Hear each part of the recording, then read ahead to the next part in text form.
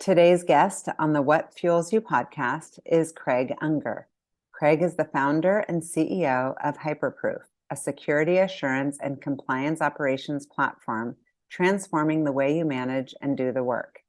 Craig is an expert in building technology businesses and teams.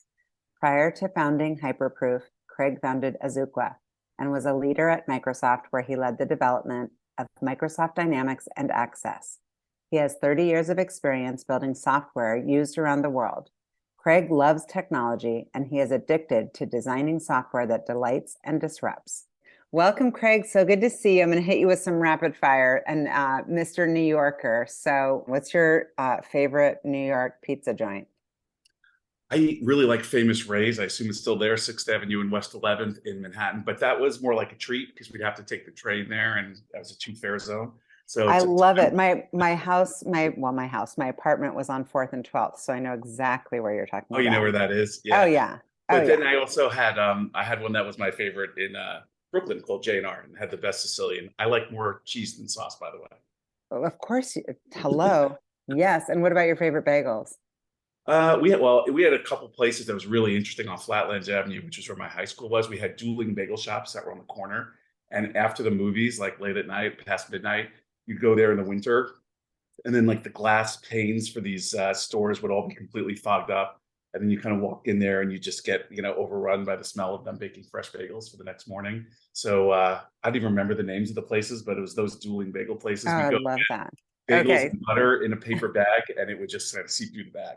That sounds so good. You're making me hungry. Okay. Mets or Yankees? Yankees. I had a Yes. feeling. Pretty much If, that boat. if there was a book written about your life, what would it be called?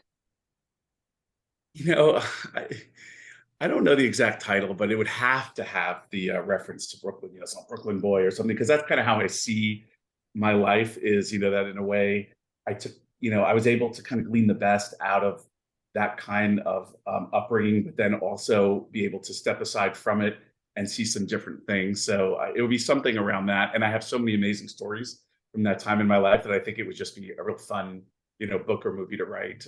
But I'm not that important. So, but What's it's interesting is like having lived there for so long and just all the different boroughs, I feel like Brooklyn uniquely has its own kind of like top rank. Like if I'm from Brooklyn, I have this certain amount of cred.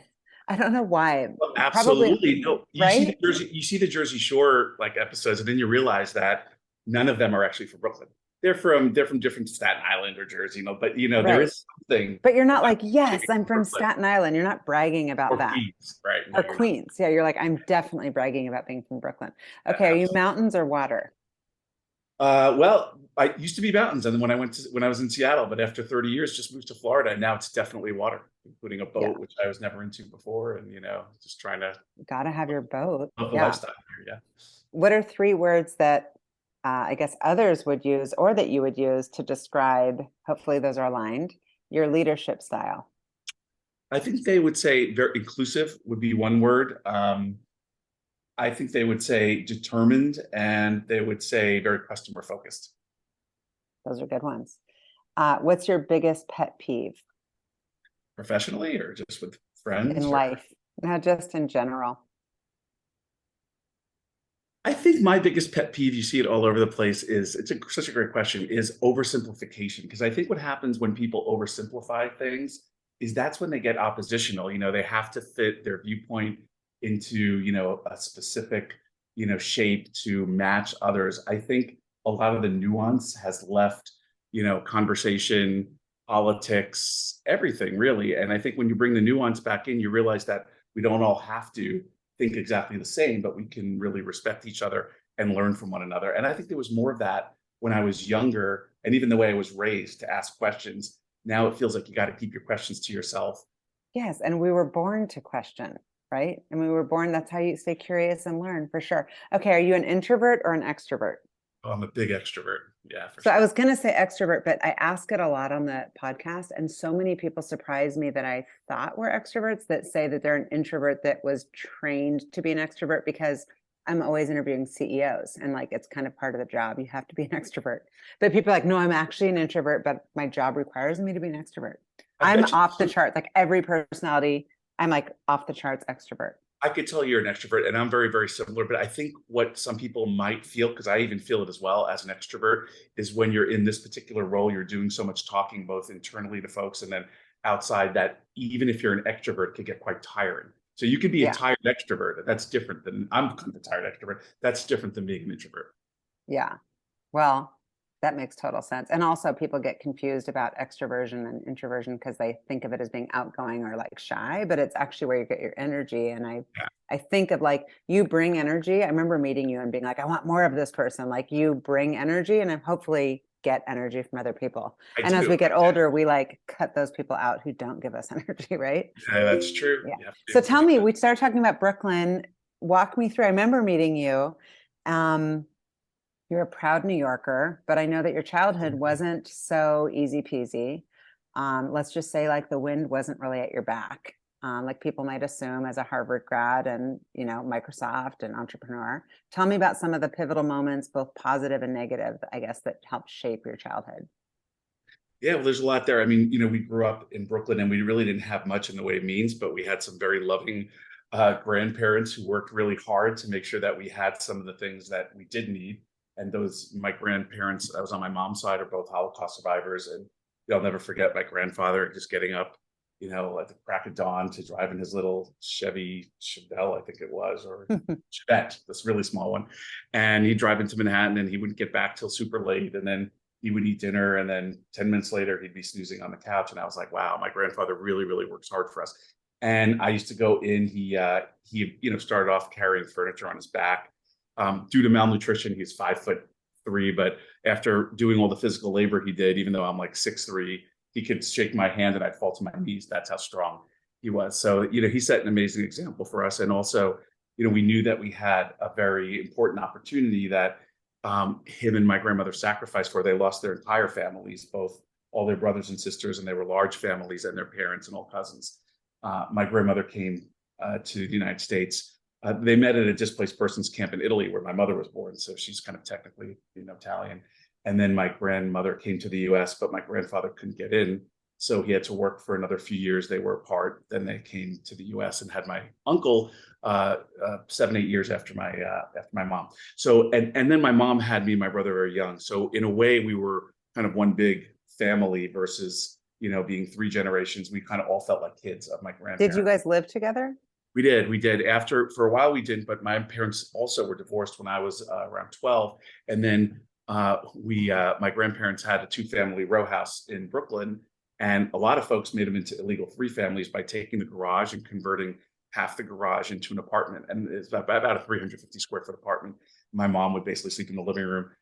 She ended up going back to law school, by the way, but that's kind of, we lived in that apartment with my grandmother. And when my mom went back to school, when my grandmother would be the one who would greet us, for instance, which was great. She was there to greet us when we got back from high school, and she was always there to feed us or put a few dollars in our pocket. So it wasn't easy, but we had a very close, tight knit family back then, and that's just kind of what felt normal for me. And Growing up. your parents, your grandparents on your mother's side were the Holocaust survivors, and they were the ones who financially kind of helped support you and lived with you. And then what about on your dad's side? Well, on my dad's side, they unfortunately, my grandfather was he died early, and actually, I'll share, he was murdered in New York. So that was that was kind of when I was 6 years old. That's all I remember. Let's just put it that way, from my very young uh, period of time when I was very young, because it was just such a disaster. He was a wonderful guy, and then my grandmother, kind of, she was never the same. So we weren't really close after that period of time. But they had come to the U.S. one generation before, so they missed, thankfully, they missed the Holocaust, et cetera. Yeah.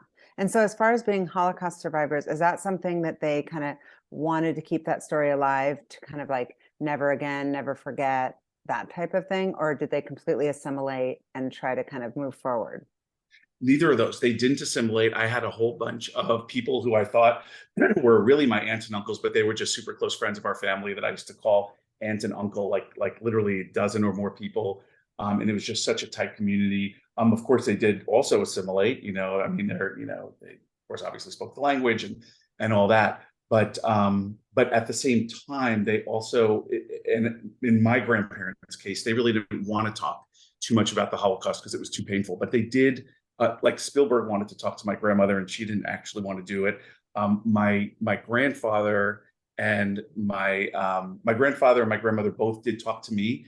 And then before my grandfather passed, he also talked to my niece about it when she was doing a project. So we did hear some stories, but it was never something he wanted to really talk about in great depth. Yeah, that's just an unbelievable. It's just unbelievable when I hear these stories. And I think they're important to keep alive for sure, especially because that generation is passing on. And for like my kids and our kids, important obviously to keep those stories alive. And they are very important to my kids, which I'm very happy to say. They understand. So at least in this generation, it didn't lose too much significance. Yeah. How old are your kids now? So 19 and 17, one is a freshman over at USC in California, and my younger is a junior in high school in Seattle. Wow. Yeah, that's crazy. So things have gone. I haven't seen you in a while. In my mind, they're like, time stood still. I'm It's, like, they've got to be like 13 by now. And I'm like, yeah, I guess time did move on. well, That's how it my works. older's like a half inch shorter than me, so Oh, that is it's very nuts. different. Yeah, You must be proud. USC is like near impossible to get into. That's very crazy. proud of both kids. Him for what he's done. My younger is really into aviation, so he spent a few thousand hours on flight sim, and then he's in an aviation high school called Riseback Aviation in Seattle, and he's done internships with the Blue Angels, and he's done projects at Boeing, and he's just That's amazing. yeah, they're I'm both always blown amazing. away when kids know what they want to do at that age. I'm like, I had no clue. Like, speaking of which, so what did you know what you wanted to do? I know you were like Mr. Math and super smart. So who kind of introduced you to education in that way? I mean, were your parents educated like you? My mom had dropped out of Brooklyn College, but then eventually she went back and then went to law school. So, and my dad had graduated from Long Island University, and he was like kind of an accountant. He would do auditing of financial firms, et cetera. So he was really facile with numbers. So when me and my brother were younger, he would give me and my brother math problems, and we'd have to try to solve them in our heads really quick. So eventually, they put me up against a calculator, and as long as you kind of give me the problem, it's not too many digits before you start entering the calculator. I used to be able to beat the calculator, so that's how I kind of knew that I was like I had some affinity for math. And then really I just it's once I started getting close to high school, I guess I started to get really nice grades, and I really looked at it more of as, hey, I could do really well in school. I probably should. It's probably really a good thing for my future, et cetera. So I started really concentrating then. But I don't think there was like there was a focus on education in the sense that I know they all wanted us to go to college and that kind of thing, but there wasn't a massive focus on excelling, in your Hmm. grades and being advanced and all those things. And also people then just didn't know as much, right? You just didn't know, what is the way to take a child and perhaps accelerate them. So it's just a different generation, but the Yeah. basics were there. And who planted the seed around like Harvard, or in general, what were you looking at? Did you have, I mean, because today it's like people have college counselors, and it's just like, oh, you need to go like build a house in Guatemala, and you should probably take Mandarin, and you should probably do coding. I mean, Yes. parents are just so helicopter Yeah. versus how we were raised. Oh yeah. Um, No, my who mom was was who was actually, who was influencing kind of how you approached that period of your life? well, what happened was, my mom was she wanted us to do well, but she was also very busy because she just went back to law school. She was a new lawyer. So me and my brother would, kind of fend for ourselves, grab dinner and, do what we needed to do that way. But academically, I started focusing on it. And I didn't in high school or college, I really wasn't somebody who connected as much with the whole guidance community. I was kind of just off, doing it a little bit on my own. I thought, if my grades are good enough, maybe they'll carry me. But I never thought about anything like Harvard at all until the very end of high school. My brother is a year ahead of me, and he went to State University in New York at Albany. So, I thought I'd apply to, the state universities, the city universities, and a few others. But what happened was, uh, when I was a junior, I was called down to the guidance counselor's office, and a very fortunate thing happened where somebody who was recruiting for Harvard and was kind of recruiting in the inner city came in to meet people. And I don't know who else she met, but I was called down and we had a really nice conversation. And she actually put it right in front of me. She said, "Hey, would you consider applying to Harvard?" And of course, I was like, well, yeah, I mean, I'd love to. So what happened was I ended up applying early action to give myself the best chance, which is where you're here in December. And I remember when the answers were out, I didn't wait for the mail. I called up on the phone, and back then it was before all these IT systems, so they were actually turning pages in book. And I'm thinking they're turning the pages of my life here. And I said, Craig Unger, da da da, and then they're turning pages, and they go admitted. And I was kind of, expecting rejected. Accepted. Who knows? But I didn't know. I wasn't tuned to admitted, so I basically didn't understand what he said. And I'm like, "Could you repeat that?" He said admitted, and then I said, "Can you look it up one more time? My name is Craig Unger." And he's like, "Yes, you've been admitted." He was annoyed at me, and I was like, "Thank you very much." Hung up the That's phone and just amazing. went, yeah, darting out. And my mom was working. My brother was already in college. He was, and it couldn't, this is before cell phones, so you couldn't necessarily get to him if he wasn't in his room. My grandmother was out with her little carriage shopping, and so I just went bouncing out of the house into the block, telling all my neighbors that I got in, which was actually truly amazing. So it's very, very Oh, it fortunate is set of super, truly circumstances. amazing. Describe for me, and I guess the people listening, like what your neighborhood was like. And I mean, because there's Brooklyn, there's all sorts of different neighborhoods in Brooklyn. Where specifically are you from? And where, I guess, are you still in touch with your high school friends? And what types of things are they doing relative to what you're doing?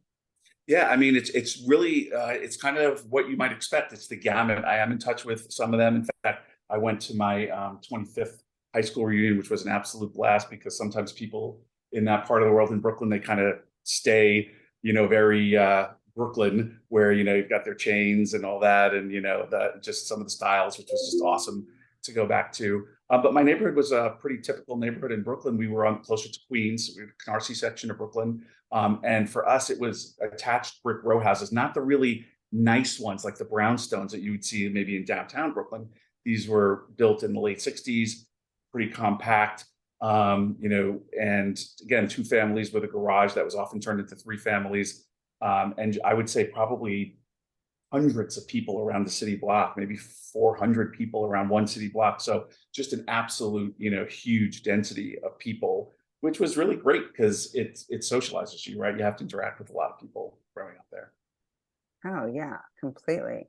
And so, are there people that I guess if I went back and interviewed them and said, "Tell me about Craig in high school," are you different now than you were then? Or are you kind of the same guy? I mean, I'm a little different now, just having, I mean, I guess we're all different in a way, but I'm not radically different. They wouldn't say, "Oh yeah, he was like the bookwormy guy" or something like that. I wasn't, I played volleyball for a little bit. I wasn't a massive athlete or anything like that, but I always had a lot of friends and I like to socialize. I like to have good times, and, um, I think people who know me now would say, "Yeah, you really didn't change too much." Yeah. The way your personality is. And yeah, I had a really good time in high school, actually, too. I had a great time in high school and a great time in Yeah. college. I So love that. Are your parents still there in Brooklyn? my mom has moved to Florida, to the east coast of Florida. And my dad, he passed a few years ago, but he was in Queens. I'm So sorry. yeah, Out no, in no. Queens. Yeah. Yeah, he was in, So yeah. they must be super proud. That's so great. And so when you went to Harvard, you studied applied math and computer science. Was that with an intention of something, or did somebody say, "Hey, these would be great majors"? Like, what was going through your mind, or do you remember? Yeah, I love doing computer stuff, and I did a lot of computer programming on my own. We saved up from, like, I had a paper route and saved up for our first computer. My brother and I, we kind of went half and half, and I started writing programs by kind of copying them out of these, Byte magazine and other books and things like that, and learned to program myself. And then I did some math, science fairish type projects programming. So I knew I loved it, and when I went in there, I knew I wanted to do some computer science, but I also loved math. That was something I found really fun. And I was on the math team, and I competed for New York City on their math team against other cities. So I knew I loved that, and I just figured, hey, maybe it's, I actually thought I would like to do math, pure math, and maybe be a professor. But I thought also my brother at that time was also going to medical school, so we had to be, I wasn't going to be able to do a lot of grad school.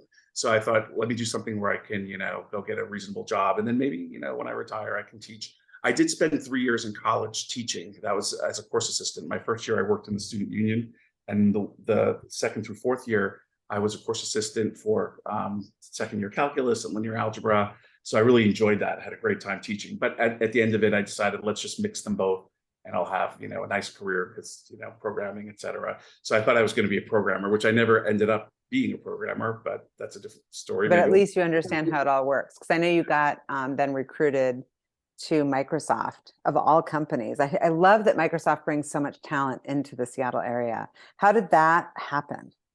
Well, there was a gentleman who was 3 years ahead of me, and he was a senior when I was a freshman, and he was my course assistant for calculus, second year calculus when I got there, and he was instrumental in me becoming a course assistant. So he had already kind of had that impact on my life, and he was going to Microsoft.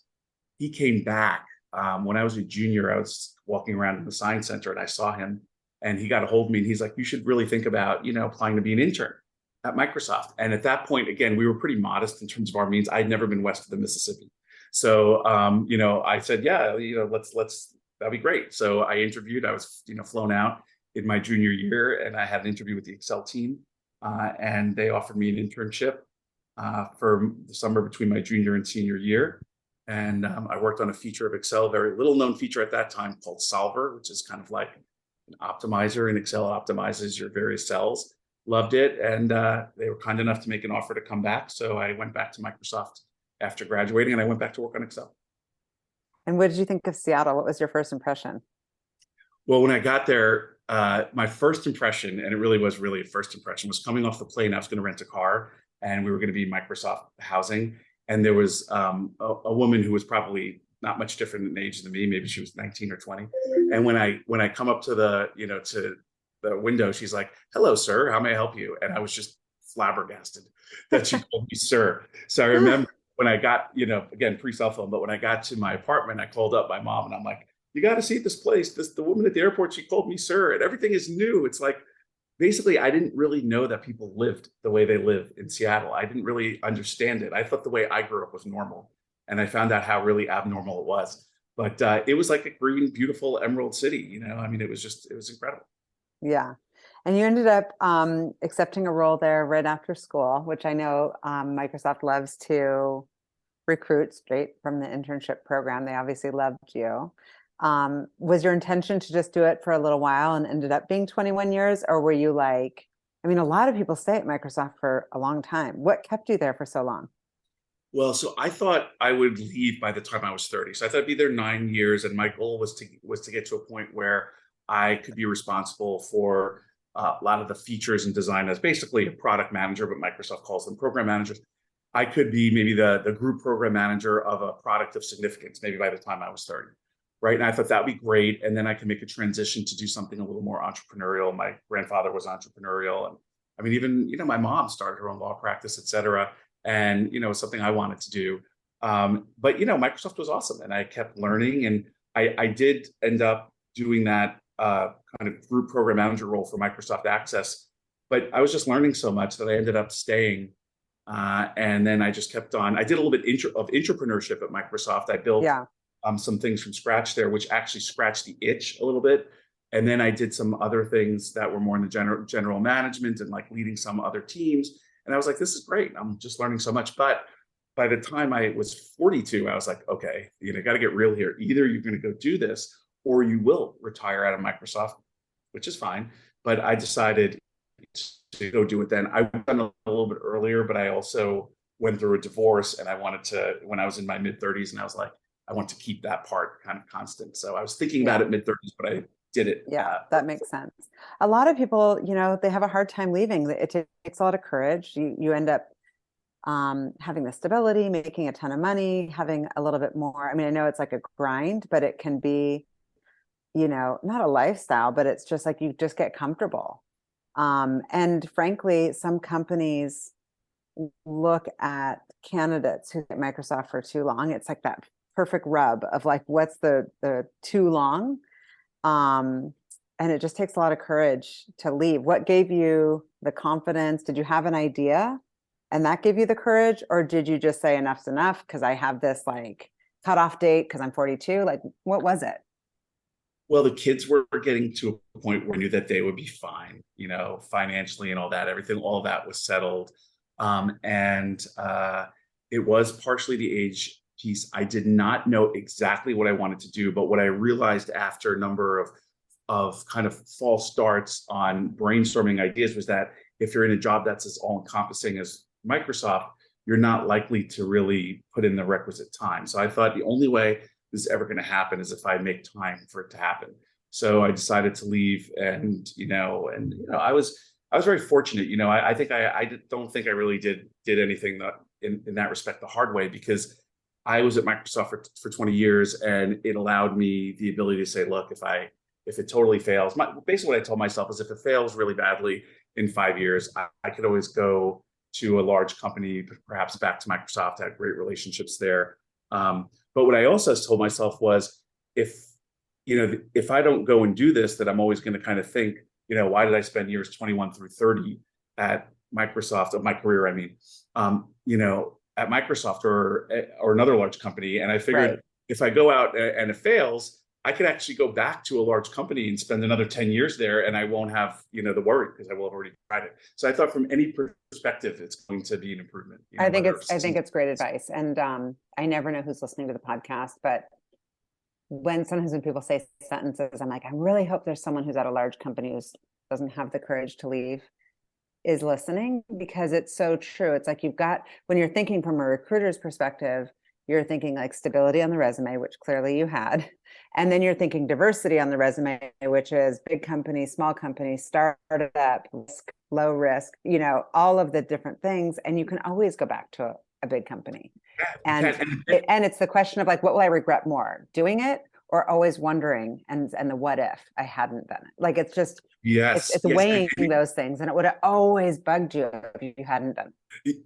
Absolutely. What I tell people is, if you go to a startup and you succeed, you're going to be super hireable by a large company. And if you go to a startup and you fail, you're going to be super hireable by a large company, Yeah. because they love what you Yes. learned when you actually fail. And then the other thing is, maybe there's a couple of exceptions here. I can't claim to know everybody's circumstance, but I will bet you that near most every person who's listening to this podcast, the true limiter in their life is time and not money. And everybody knows that when they're outside of work and they're just thinking about their life, they understand that their limiter is time and not money. But it is so amazing, the fear that is in people that makes them act as if money is the limiter. It's actually truly stunning. It's totally I stunning. agree with that. I totally agree with that. Tell me about Azuqua. What was the business? What did it do? What was the business model? And how did you come up with the idea? So with Azuqua, my thought, and I also had a co-founder for that.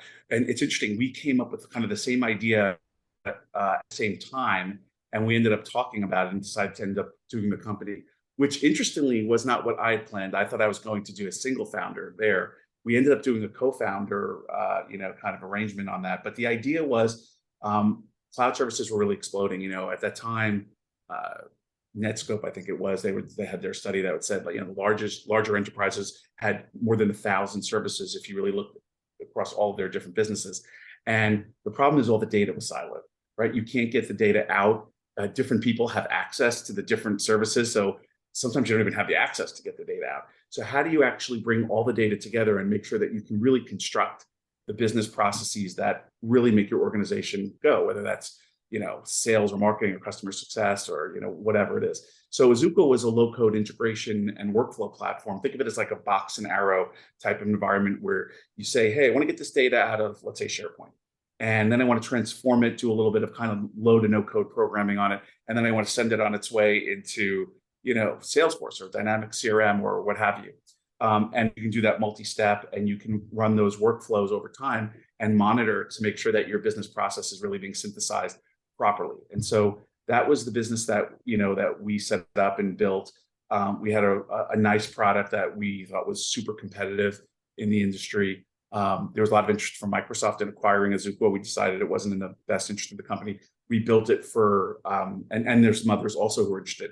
We built it for 5 years, and we raised a couple rounds, a Series A and a Series B, and we had a lot of nice customers, GE and Netflix, and just a bunch of great customers. And then we ended up selling it to Okta. I had left about 9 months before and had started in the interim Hyperproof.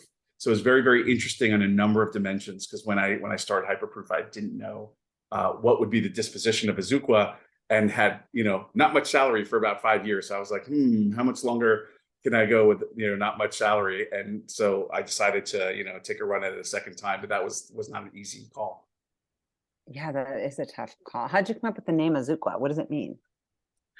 Well, Azuqua was just based on kind of really like water and sky, and really being able to connect everything in between. That was basically what it is. Ah. Kind of like Azure Sky, Aqua, and water, and we can connect all of your cloud services. Yeah. And the co-founder conversation I always think is interesting because I don't have a co-founder. It's just me, the only, I guess, owner, founder. And I'm always, it's like a marriage, right? You go into something and it's a little bit of a rolling of the dice. Is there a vetting process, and how do you look at that? Do you just look at it?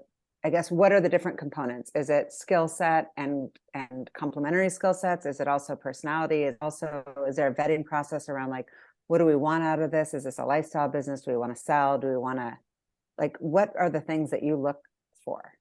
Oh, you're hitting so many of them. So we went into Techstars when we started that company. And what was interesting was Techstars had a really nice vetting process. What they did during I think it was like about a 12-week session, is we went away for one of those weekends, and they had a very deep kind of questionnaire-based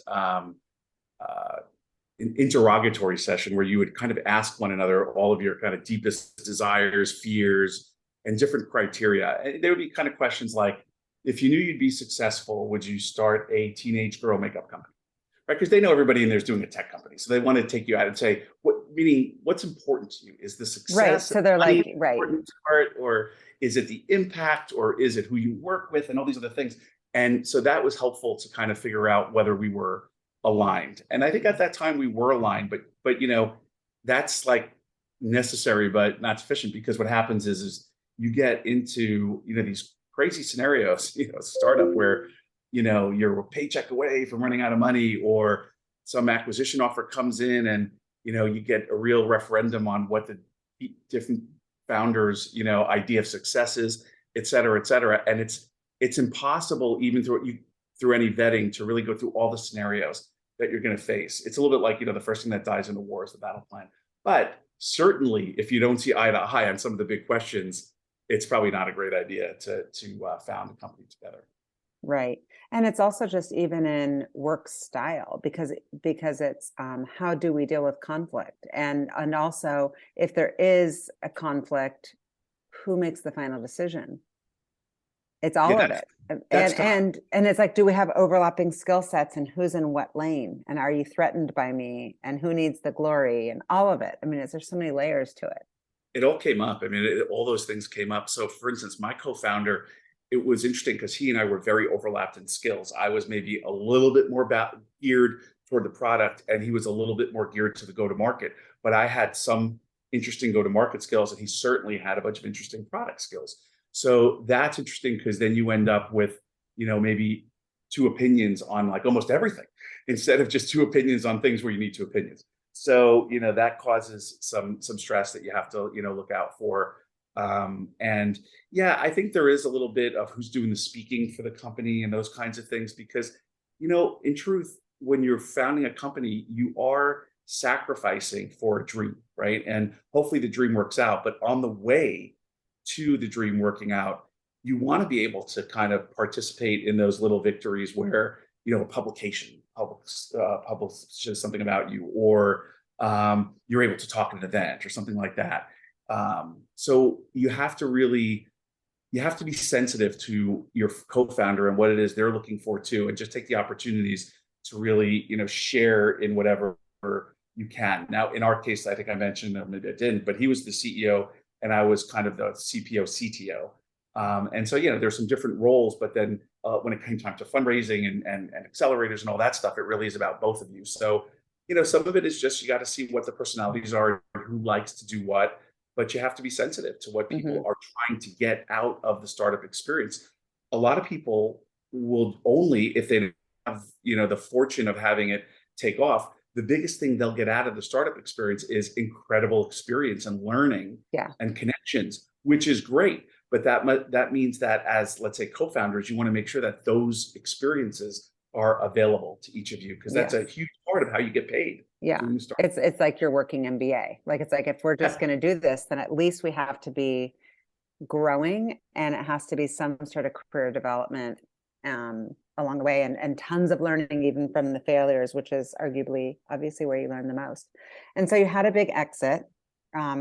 Huge congrats. Thank you. Really, really psyched. And you started to kind of, I guess, build Hyperproof along the way. So Hyperproof, There's no slowing down. well, actually, I started like 9 months before we had that exit. So I was still thinking, don't know what's going to happen with Azuqua, but wanted to do Hyperproof, and just kind of dove into it. And then that was around August of 18. Azuqua sold in March of 19, and so we were about 9 months old. And I was thinking at the time, we were only a handful of people, but it was an interesting referendum on how serious I was about the idea and the concept. It was also an interesting referendum on why I was going to kind of continue to, let's say, work in software or versus either just changing discipline, trying something totally different, or even not working for a while, whatever. But I kind of looked at it and looked at what we were doing with Hyperproof and the social value of it, and really got enthused and said, this is great, not to just work on something that is a software product to sell, but something that could actually really, really help people. And I was like, yeah, let's make sure we keep doing it. And it's been a really nice, run since, and a lot of fun. And another cool name. How'd you come up with this name? And how'd you get it? Like, how is that name available? It was hyperproof.io, hyperproof.com. Probably if I want to pay about, I don't know, $500,000 or something, Yeah.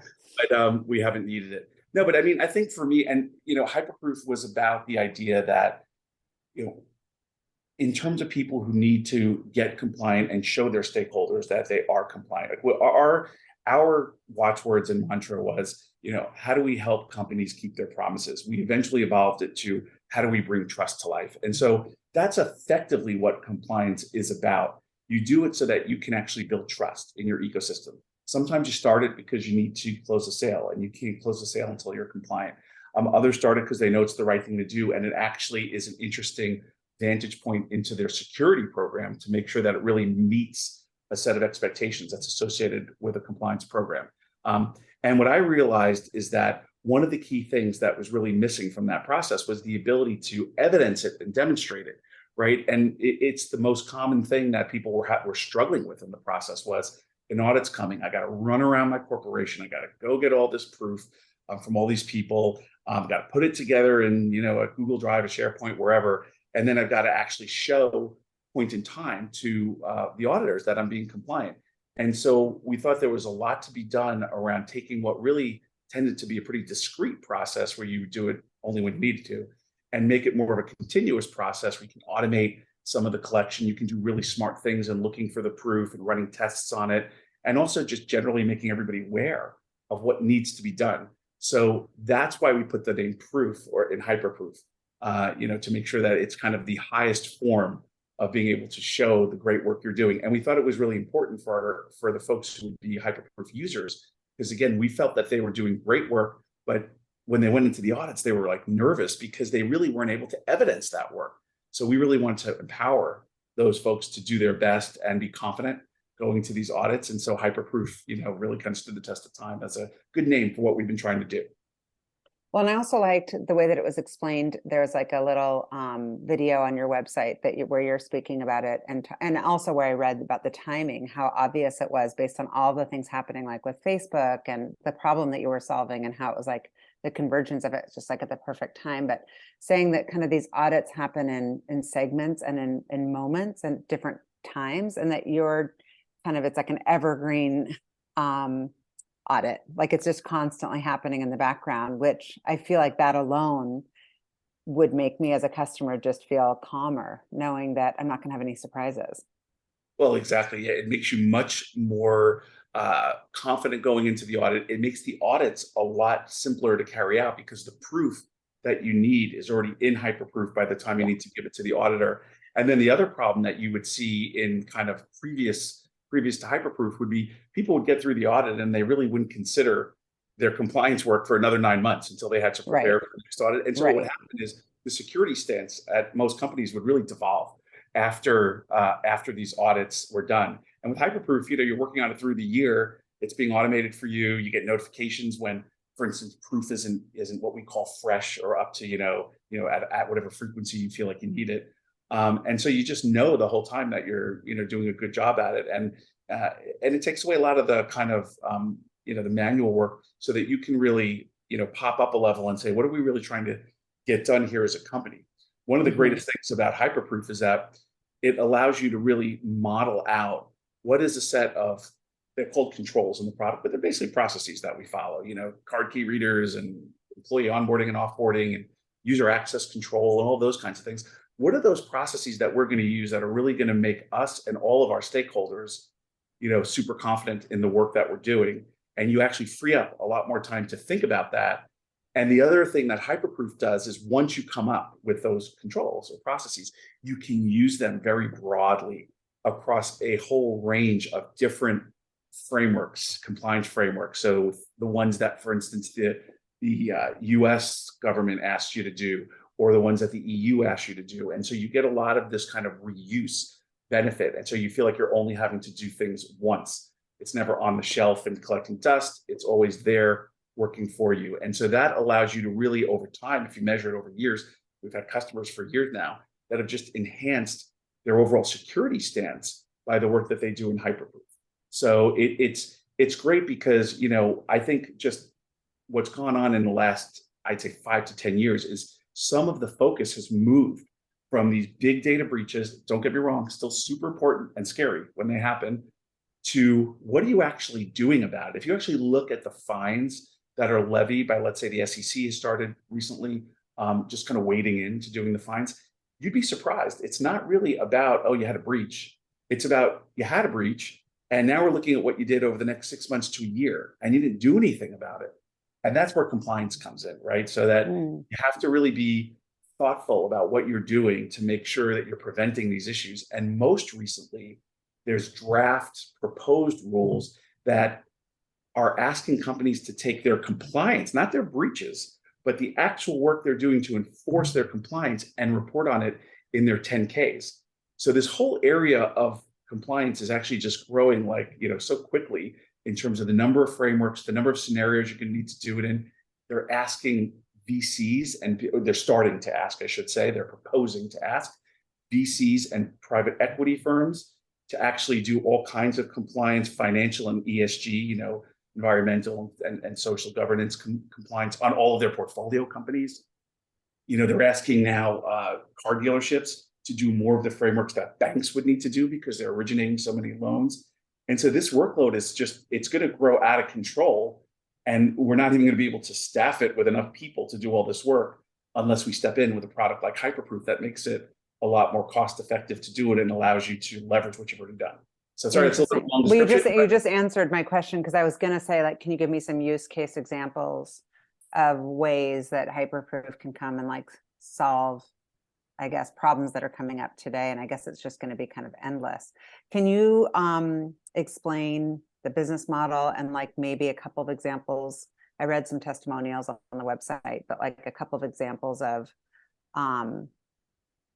ways, I guess, if I'm a company and I'm asking you, which every company wants to know, especially right now in a down market, tell me about the ROI. What's the business model? And how is this saving me money? Yeah, so I would just take one good example there. With, you look at an early customer, we've had Nutanix. They're a large, tech company, public company, and they really had a very difficult time getting all the different compliance programs across all their business lines. They have different products. The products are different maturity levels. Some of them have thought about security and compliance, and some haven't. So they were just spending way too much time doing way too little in the compliance area when it was all manual. And so we connected with them very early. They saw the Hyperproof platform, and they started centralizing the controls that I'm talking about, the processes that are really going to work across all parts of our business, and then adding in the automations that we talked about, automated tests, and then getting all that information out to everybody who needed to know it. And so there's a strong work management part of Hyperproof that lets you, create tasks and assign tasks to people and make sure the stuff that needs to get done is getting done. Nutanix started doing that, and they expanded to, between 15 and 20 frameworks that they were working within Hyperproof. And they were seeing, and typically a customer would see 30 to 60%, sometimes 70% reduction in the amount of preparation time you need for your audits. And that naturally gives them the ability to just cover so much more of their products, and naturally allows them to then keep so much more of their ecosystem, right? All the stakeholders, employees and stockholders and partners and all that much safer. And that's what Hyperproof has allowed them to do.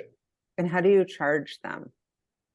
So right now, the way it works is if you want to be compliant with a particular framework, some of these may be familiar to listeners, SOC or ISO or NIST, GDPR, I'm sure will be familiar to folks.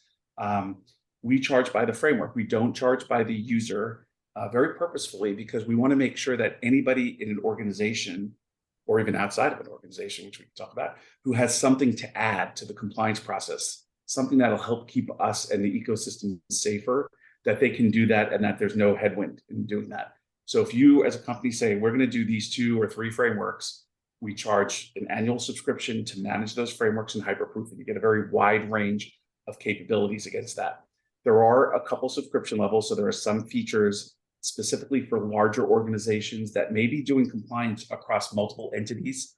For instance, subsidiaries or different geographies or business units, they can upgrade to the higher SKU types. That's one way that maybe we charge them for those advanced capabilities. And then we scale up by the number of these frameworks. And the one other thing we've done in the last couple of years that we will continue to do is we've added different modules that are in addition to the core compliance scenario. So today we have a risk register that allows the company to track their all up risks. These are weather events and, different, whatever the event is, political events, et cetera. And that strategic risk can connect back to the compliance that the team is doing at an operational level. So what happens is an automation doesn't run or somebody makes a mistake, it can go up and the CISO can see how the risk for the company is altered. That's actually a really powerful module. Oh, for the sure. other one, yeah. And it's causing us to be able to have some interesting discussions at a level that may be a little bit higher in the organization than when we started. And then the other one is what we call third-party risk. So you have a supply chain, people who are supplying you with products, whether digital or not, and you want to go ahead and make sure that they are complying with what you think the best practices are.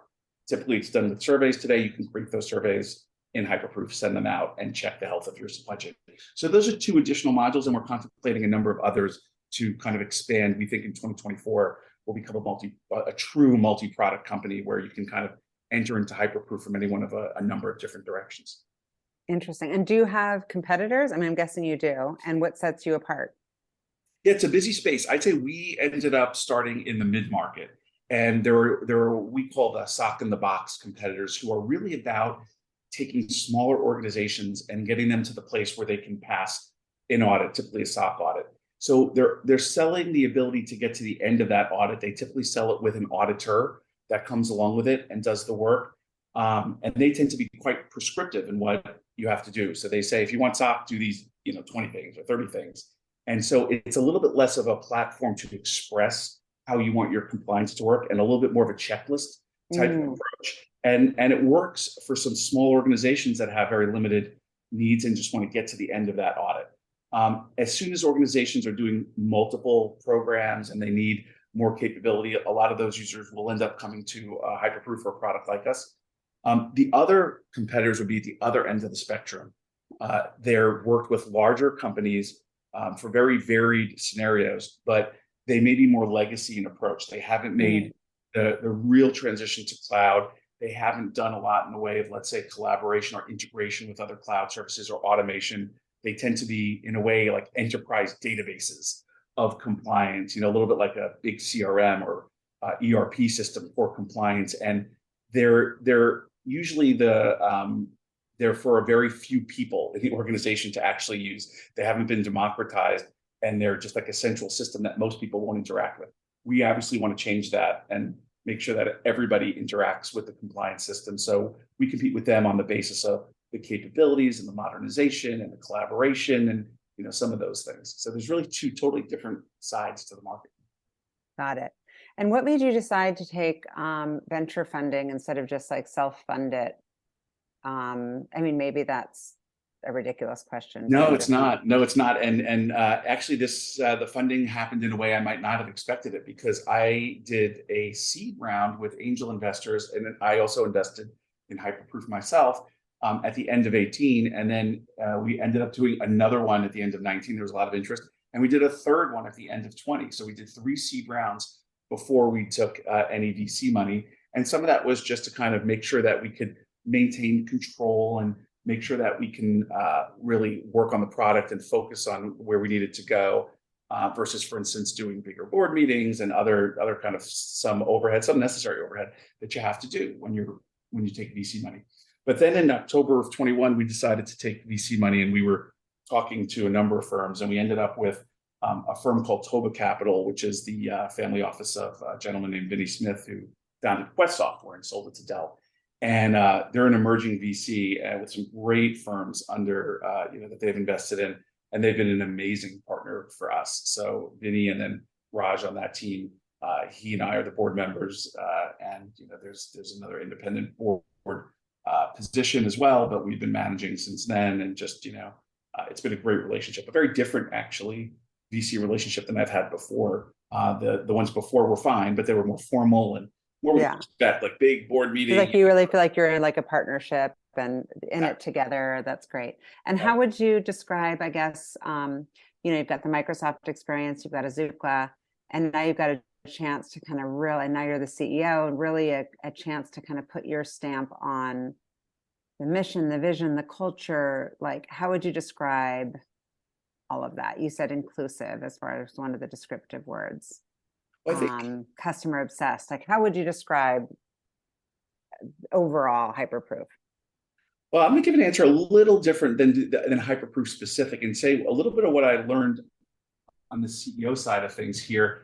And I saw a little bit of this play out when I was doing some of the roles at Microsoft too, which is, at a certain level, you say, well, what do all these managers in our lives do, right? What do they do, right? We're doing all the work down here. What do they do? And that's, there's an answer to it. The answer is the managers has to set up the culture and the systems that are actually going to allow the organization to kind of, grow in a way, what I'll say by itself. That doesn't mean you're not there, but it means that the right decisions and the right things happen when nobody's watching, or when you're asleep, if you're, if it's across multiple geographies, et cetera.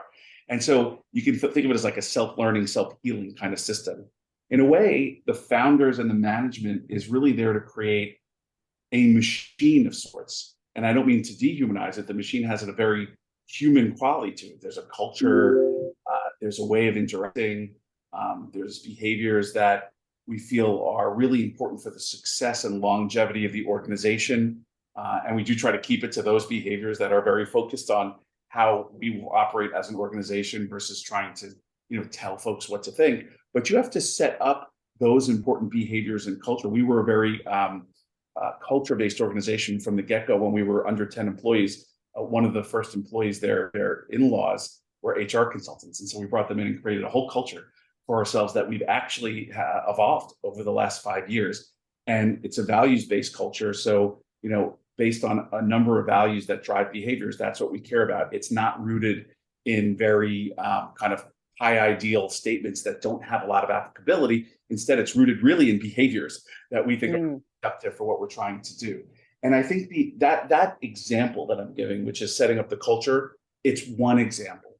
But then if you think about how many other things need to be set up, like how is it that we approach the market? What promises do we make, and what can people count on us for? How do we think about servicing a customer? We do something, where every customer is on Slack. They typically get, less than, half hour, certainly an hour response time. They're used to 48-hour response time from vendors. Those things, and you can see those kinds of policies and approaches are actually rooted in the culture, because we want to be customer champions, right? Et cetera. So it's all a set of interrelated culture and systems and tech underlying it, behaviors and ways of understanding problems. And the management of the company has a responsibility of both setting and resetting that each year. And that may even be the easier part. The harder part is getting everybody to understand it. Because a lot of times talk about it, and then it's kind of like, okay, well, what do you remember? Do you remember your values in an elevator if you need to? Right. It's just Um, in through one ear, out the other. yeah, exactly. What makes somebody successful there, would you say? Is there a common thread among like a hyperproof employee that's a outlier? I think they have. So it's interesting the way we did our reviews.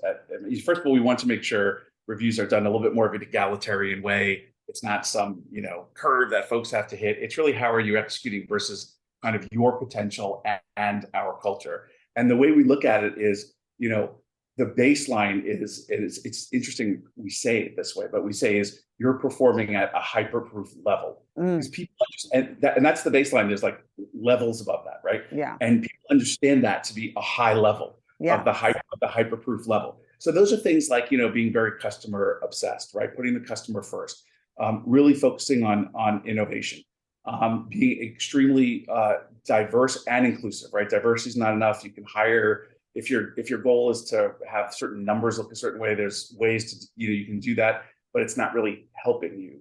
The thing you really want to build is an inclusive organization where everybody's opinion, if they're really varied, are not only do they feel heard, but it actually influences what you're doing, Yes. and then you can create an organization that reflects the world we live in better. So those are some of the things. Customer obsessed, is a big one. Team player. So there's one or two more, but if you do those things, then you end up in a place, and this is kind of what we talked about at our last all company. We do a once a year because we're remote, but we do a once a year physical meeting, and just talking about you can really tell a lot about a culture of a company if you look at some of these outlier and wonderful employees, and you ask the following question: are they trying to set themselves apart? And the knee-jerk reaction, and I saw this at Microsoft, which is a very fine company, obviously it's amazing, is the top performers are really trying to set themselves apart. And then you ask the question, what are they setting themselves apart from if everybody's so awesome? And then you don't have an answer to that. At Hyperproof, generally, I think I speak for most people when I say the highest form of praise for somebody at our company is that they fit in. And I don't mean fit in, I mean their work, it's all respected and all. They're not necessarily apart because they have such an amazing respect for what all the other employees are, the skills they have and what they're doing, that the highest form of praise is to say you belong in that group. And I think that is how we operate, right? So it's a different way of thinking. And it's a trust in those around you and your management. And it really heads off a lot of very uncomfortable situations, which is like, well, wait, I'm doing this and everybody else is doing that. Yeah. We don't have that at the company. Yeah. Well, you mentioned that you're remote. Have you been remote the whole time, or this is just a COVID thing? Since COVID, we went remote at that point, and we went remote when we had to, and then during that time we And then you decided to stay that way. said, hey, Has that been a good decision? I've been at a few of these CEO dinners where it's the hot topic and, very, very heated. People have different opinions. What have been some of the challenges and the benefits from that decision? It's been really good for us. It's allowed for a couple of reasons. One is we are based in the Seattle market. Seattle, San Francisco, a couple others are really, are very competitive markets, both for talent and then also, pay and benefits are high and all that. So it allows us to get great talent in other places where we can also build a little bit more, both in a cost-effective way and also help with time zones. So you can have different folks taking on different customer issues on different time zones, things like that. Although we are U.S. based, but no, it's been really great. I think the key for us is if you have the kind of culture that we've been talking about, where everybody really wants to excel, and you do it in a way where you're reasonably KPI based, which our planning process really starts with 10 or 11 corporate level kind of KPIs and then works its way down. If everybody's really aligned to that, then it becomes pretty easy to see what folks are working on, their contributions, et cetera, which both puts them at ease that they can actually be recognized for their work, even though it's remote, and also allows, let's say their manager to know the kind of impact they're having. So I think that for us, it's working well, but if you don't have strong measurement of how the business is running and where you're trying to get to, I actually think it'll be pretty difficult in that case. Oh, yeah. Oh, for sure. You know what people are running towards. And by the way, that doesn't mean your people are not working hard. They may be running full speed, but you just don't know what they're running toward. Yeah, exactly. They can be running away for a long time until you know. Yeah. So you have to have a pretty strong culture in place to make it work. I agree. And so you talked about like running towards something and know what you're going toward. What are you guys going toward? What are the long-term goals for Hyperproof? When you say like, hey, we've arrived, or I feel like I'm just crushing it, super successful, what are you measuring when you say that? I think we really think of it, from the beginning, we haven't thought of it in only financial terms or things like that. Those are interesting markers and they are important. They're important to investors, et cetera. But most of the folks will really join Hyperproof for a combination of the quality of people at the company and then also the impact they can make. So I think the impact is probably the big thing that we're looking at there. And so we've had a couple different taglines for the company. Bringing trust to life is kind of one that we've really kind of settled on. And I think you think about what kinds of, if you put the vessel as trust, and you think about what kinds of technology, right, can be built in order to enable trust through an organization and its entire ecosystem, it's really a giant issue. It's like a giant problem to be solved. If you take as an analog, look at like software quality. It's in a different area, but software quality, everybody shares everything now. Software quality, if you're down, let's say, you shared on PagerDuty, like that's kind of the standard. That's not true for compliance, security, and all of those things. Like, you share when you need to if you have a breach. There's that, but you don't really share that. We weren't as compliant as we really ought to have been, right? Nobody shares that now. But really, to get everybody doing their best work, the world has to understand that people aren't going to be more perfect in their work on compliance and security than they would be in other areas. So there's a whole kind of substrate of how you really take these concepts and really kind of work them through an organization, give everybody the ability to contribute to them, and then give the organization the ability to be transparent about it out to its stakeholders in a way that really enhances and allows them to continue to improve. And that's really about trust as much as it is about anything else. That's really the vessel we're operating in. And then when you look at the different modules and the features and functions in the product, they'll all be going towards that, doing things that allow the organization to build internal and external trust. And given the environment that we're in, which is probably the worst, really, and the weakest for sure, for trust than it's ever been, it's just like couldn't be more important for us to really focus on it. Absolutely. Craig, is there anything else that you want our listeners to know about Hyperproof that we may not have touched on? I mean, I think we've hit a lot of it. We're here. Hyperproof is, it's a unique new technology. We're here to help organizations, support them in their compliance journeys, help them do their best work, and really kind of help them aspire and achieve things that maybe they couldn't do on their own, and see the way towards those possibilities that didn't seem possible before. But we're hiring folks, so there's always that. And we're really excited to innovate in the space, and we're excited to have people partner with us. We're a partner-friendly company now.